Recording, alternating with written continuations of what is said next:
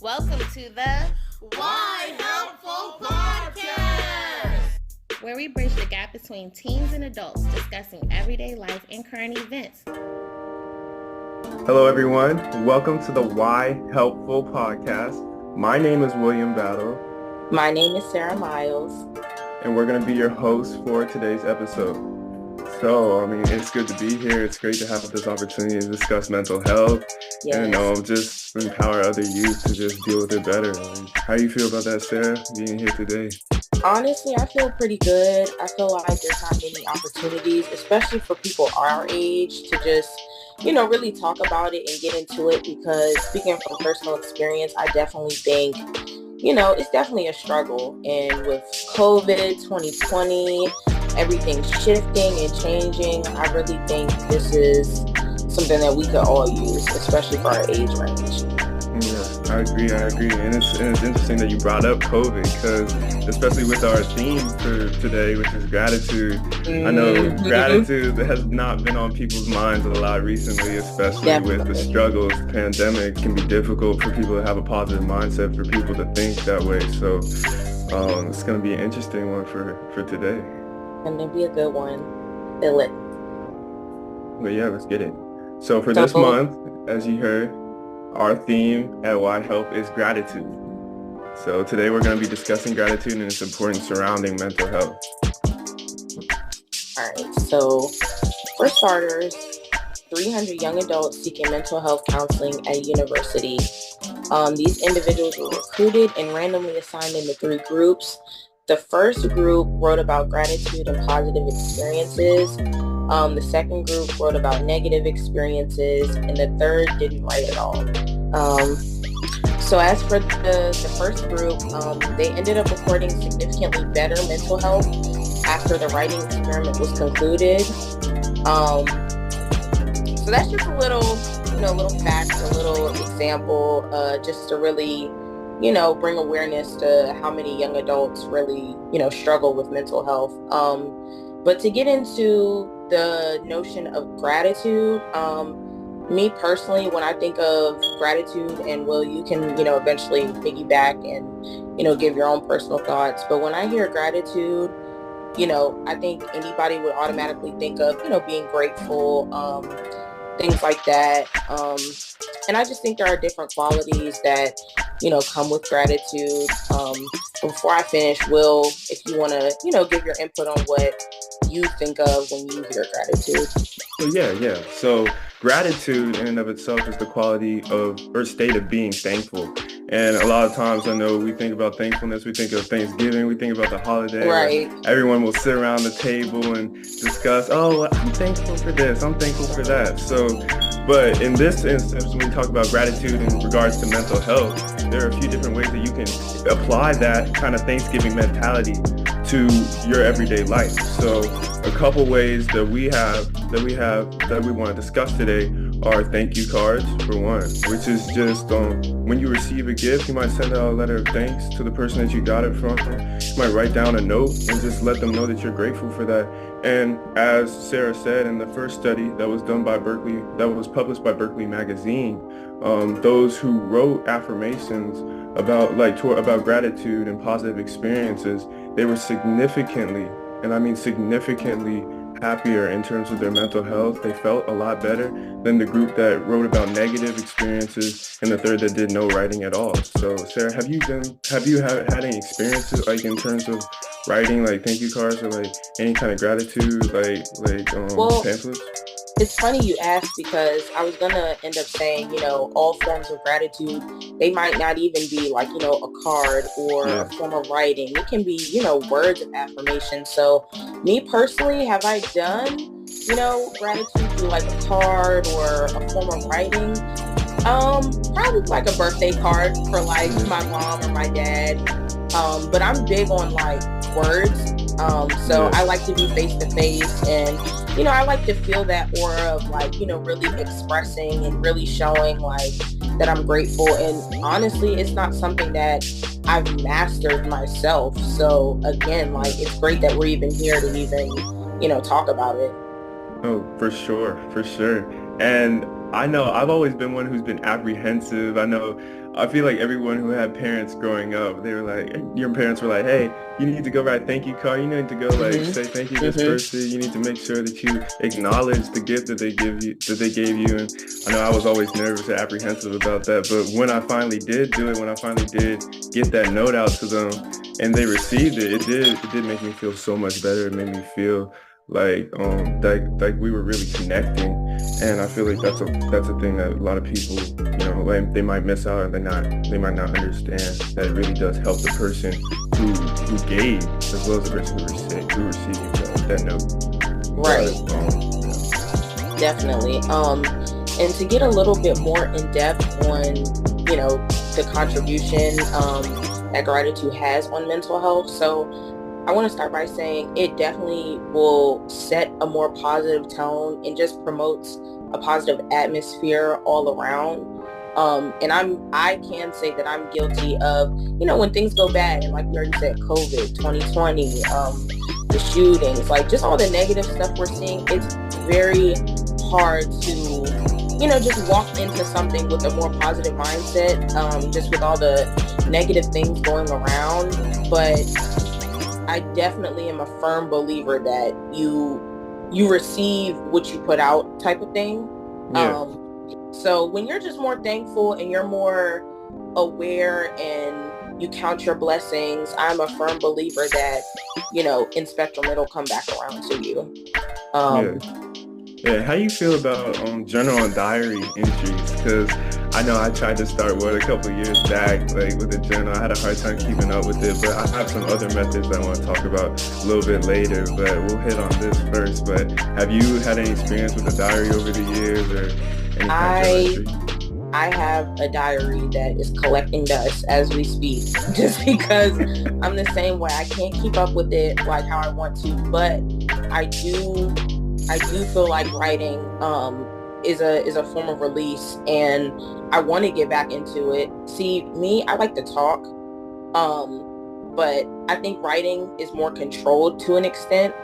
So have I tried it? I have. Have I kept up with it?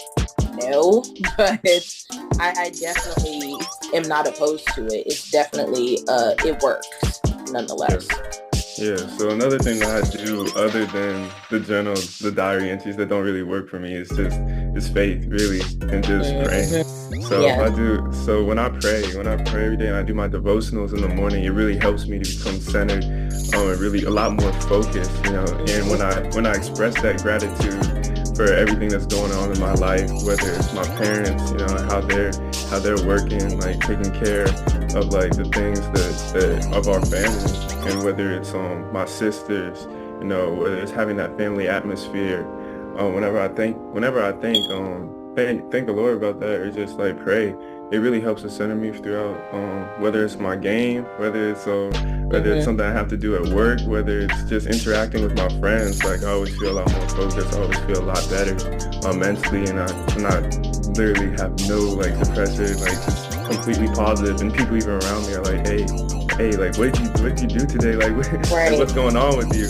But I'm like, no, I'm just taking care of myself. I'm just taking care of my mind, my body, and my spirit. Like, and I'm just like focusing on that primarily. So I think that can be really key too, but you have to find what works for you. That's one. Definitely. And that's kind of what I meant, like, when you count your blessings, type of thing, and you look at it from that perspective. And I do feel like gratitude benefits several different aspects of life. So, I mean, it can contribute to success, recovery, a bunch of different things. And, like I said, I believe that, you receive what you put out. And when you actually shift your perspective and, think about how it might make you feel when someone else expresses their gratitude for you or your contribution to their life, it's, it's typically a good feeling. And I know me personally, whether the victory is, big or small, I feel like, I've always desired to be celebrated in a fashion that I'd celebrate someone else's accomplishments. So I think gratitude has so many different, pinpoints to it, because it just helps shift your perspective, and it helps you see things in a better light. And realistically, when it comes to, struggling with mental health, that's something we always need. We need something to hold on to, you know what I mean? So when we're constantly thankful, when we're, just just being thankful of all the things that we do have and counting our blessings and just realizing the things that we do have. It's really an eye opener, and it really does wonders, like, to the mind. It really does. Yeah, and there are even some medical benefits that we have, like, in some research that we can see to gratitude in regards to mental health. So according to brain balance centers, gratitude can boost serotonin, an activity in the brainstem that produces dopamine. And dopamine, which we all know is a pleasure chemical for the brain that makes you feel better, that makes you feel a little bit like more active, and can like do wonders in terms of reducing those depressive feelings, and can act as an antidepressant. Yeah. So I mean, there's so many things to hit with the topic, but I think mastering the skill is like the biggest takeaway from gratitude in its own, because it is a skill nonetheless. It's hard to, apply everything to your day-to-day interactions and do things right. It's definitely a struggle, and it's 10 times the struggle when you're struggling with, mental health issues, things like that. So I really do think that, it's a skill that you have to master, and you have to learn, and you have to be, willing to learn. And I think being willing to learn is definitely, the first step. And being thankful, I don't want to say it's hard. It can feel like it's hard, but it's definitely a choice, in my opinion.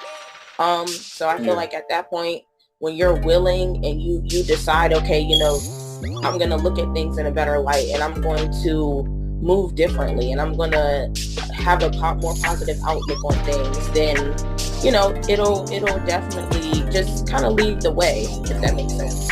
Yeah. And I'd say that it's even more important for the people who are in the environment of the person who may be struggling with mental health to really set that atmosphere of gratitude as well. So if you're a parent, or if you're a family member of someone who's struggling with mental health, and they've confided that in you, even if they can't express gratitude to the level to where like it may be helping them, just by you creating that atmosphere of just gratitude important for those who are struggling with mental health, and creating that can really, really encourage them to even do it on their own, because when they see that, it's going to really benefit them as well. Yeah. So another thing is,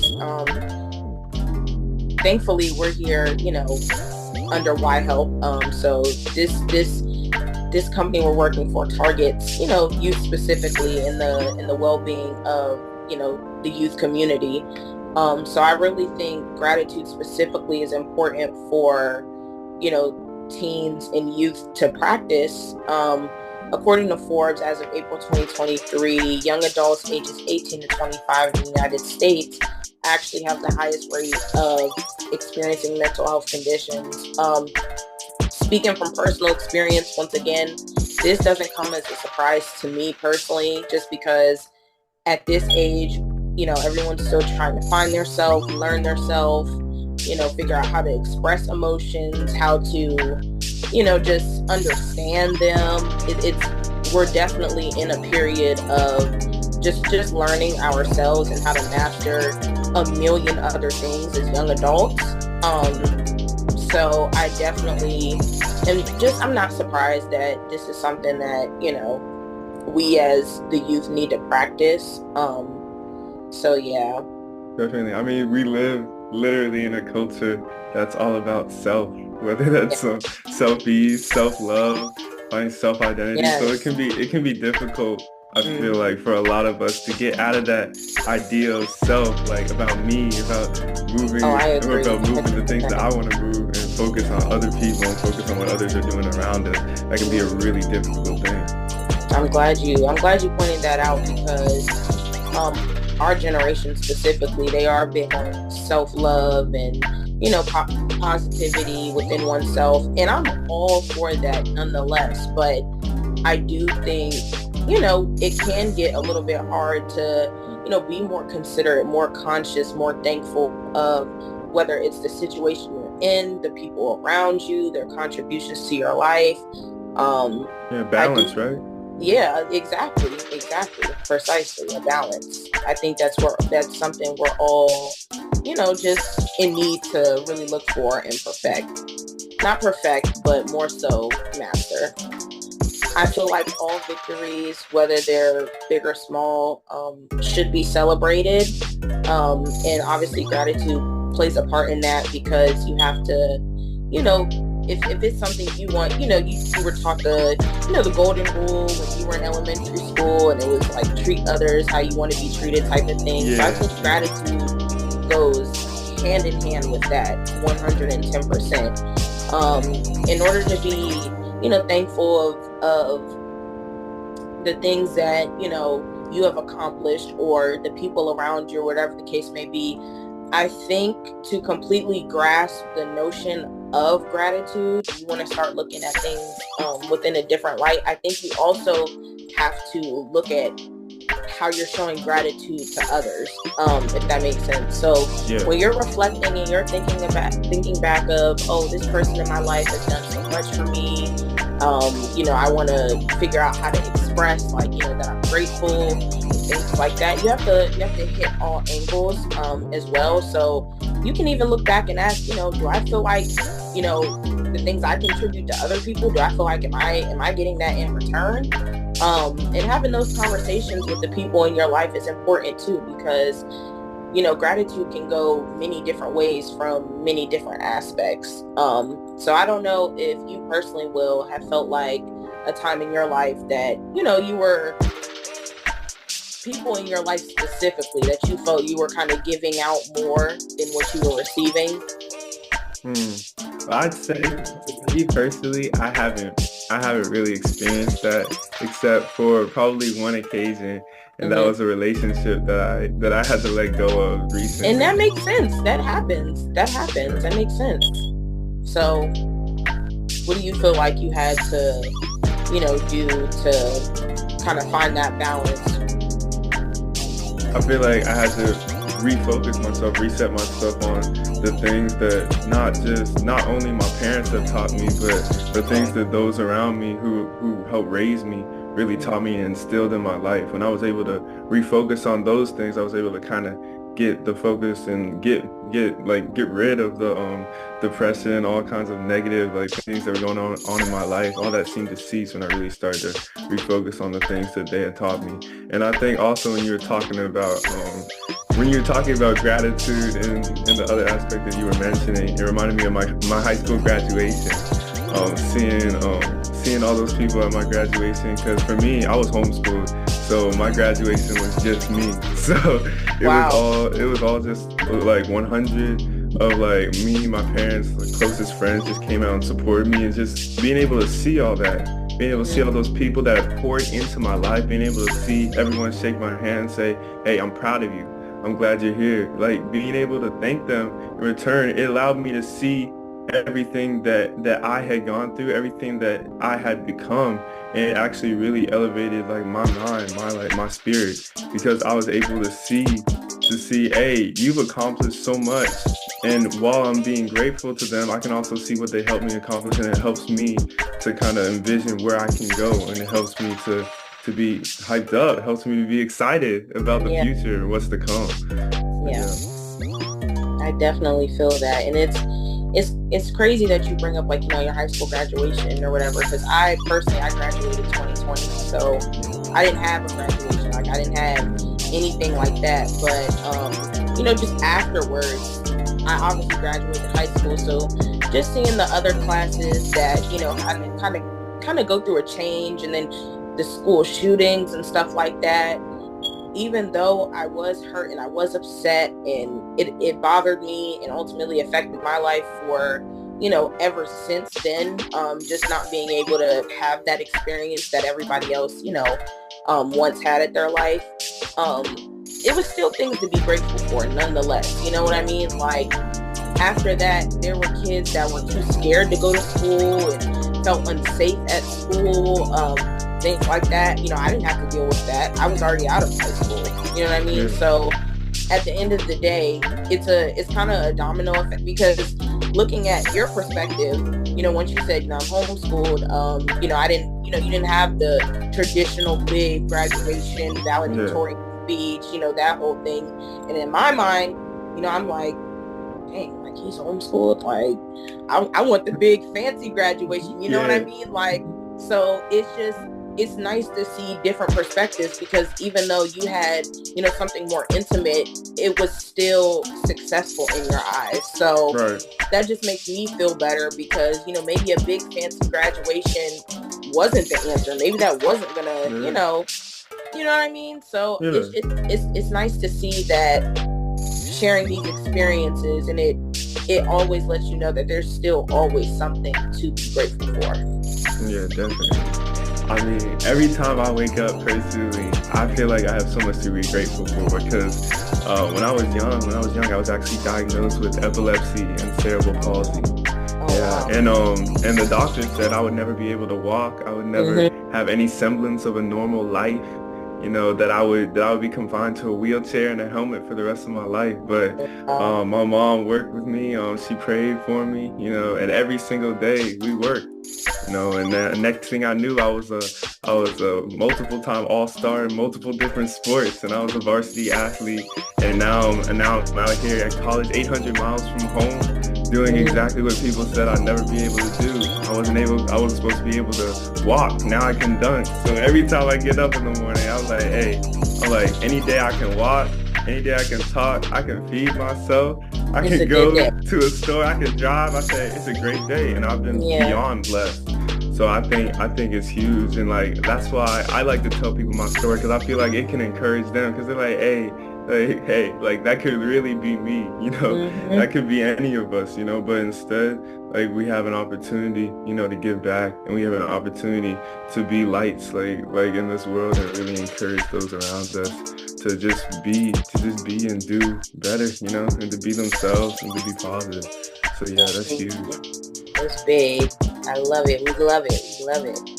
Yes. Yeah. But that is all the time we have for today. Hopefully you enjoyed this episode of the YHELPful Podcast, and we're able to take something from it that you can try to help and improve your mental health. And remember to always check out more mental health resources at YHELP.com, and follow YHELP on all social media platforms. Also, you can check out this podcast episode and others on YouTube or wherever else you go to find your podcast. That's all. See ya.